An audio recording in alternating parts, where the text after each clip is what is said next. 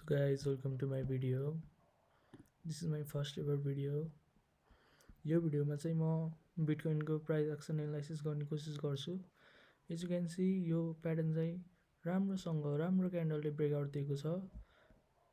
Daily time फ्रेममै हेर्दा पनि राम्रोसँग ब्रेकआउट भएको छ. अनि मलाई चाहिँ के लाग्छ भने अब यो टार्गेट कतिसम्म हिट हुने रहेछ. Let's see. बिटकोइन 1,05,000 सम्म पुग्न सक्छ. अनि ट्याक्क यहाँ एउटा रेसिस्टेन्स छ.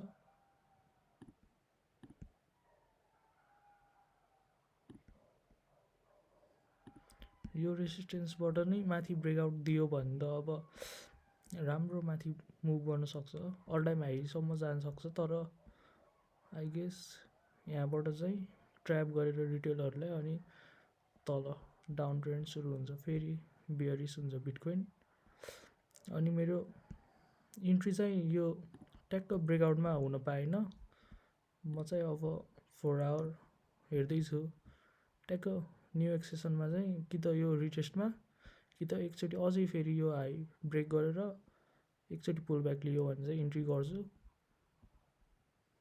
त्यही हो. तर यसो चार्ट हेर्दा चाहिँ जस यहाँसम्म चाहिँ पुग्छ जस्तो लाग्छ मलाई.